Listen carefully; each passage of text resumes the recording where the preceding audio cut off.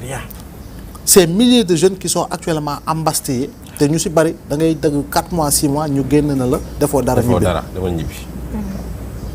tey jii nii ki ma doon lire temps yi nii poste dama fàtte turam sax xam na ma ko mais jarbaatam la ñu téye prison année scolaire bi perte na ko mu def 6 mois te moom dafa génn ñu fekk ko buntu këram jàpp ko ci li mu nettali. yóbbu ko 6 mois de prison xëy na ko ñibbil te daanaka mi ngi am 17 ans xaw ma 18 ans. mais Abdoulaye Mbow moi j'ai été témoin d'un fait xale bu jigéen bu taxaw yor photo Ousmane Sonko ak drapeau.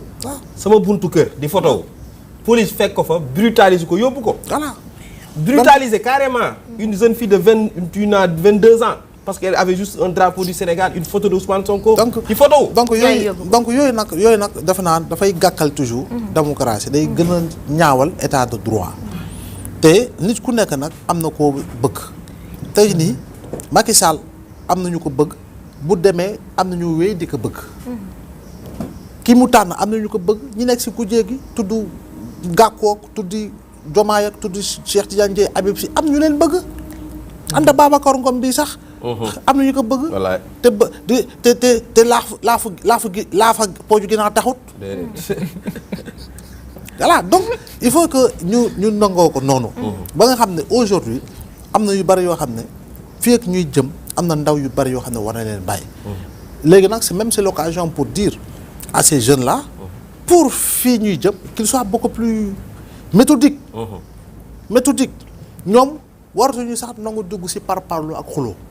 ñoom dañoo war a nekk dans la sensibilisation uniquement sensibilisation. surtout ñoom waratuñu am bëtu kanam wala bëtu ginnaaw ñoom bëtu kanam rek la ñu war a am te waruñu teg acte bi tax suba ñu jël ci diw wala jàpp ci diw. c'est-à-dire que taxawaay boobu ñoom la ñu war a mën a am.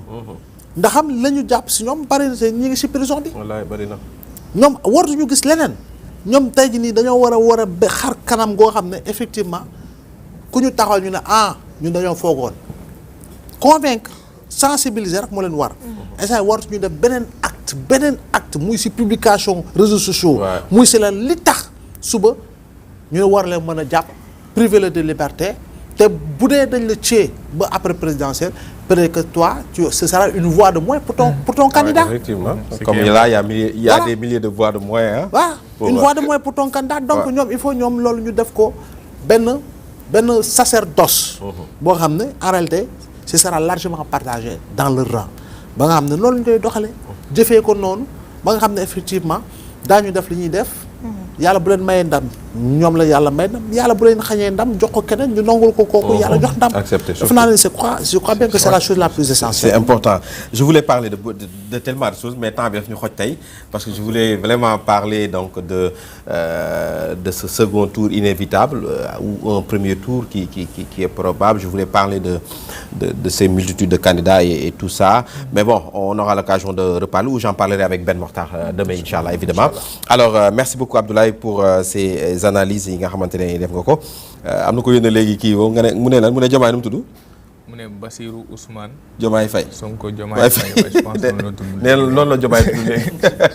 alors ndeysaan j'ai vu hier Sénégal 7 qui se sont déplacés à Diaganiao pour voir les parents de Diomaye son père en l'écoutant parler séeréer yi nag ay nit yu kii lañ ndeysaan c'est des personnes très très dignes très. macha allah tu sens nettement que le vieux. mu ngi koy endossé quoi avec beaucoup de foi waaw sama buur yi. non man benn buuru séeréer laa muy le vieux de paa bi nu mu tuddati woon waaye mooy toolu sédiment yi fee.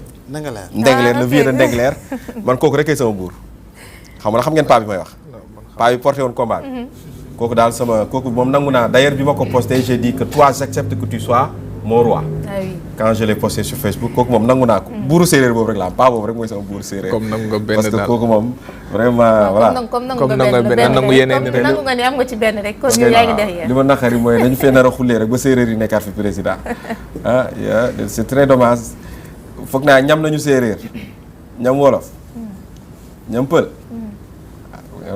ñoroon nañoo ñam joolaa rek xool. wala bambara sax. wala bambara est-ce que bambara est-ce que am nañu candidat bambara yatta saay demul yatta saay du bambara. non je sais pas. Mamadou Yatassaye du Bamba. est-ce que Bamba la. Yatassaye loolu sant Bamba. léegi lu tax nga ne Yatassaye nit. jege na Bamba.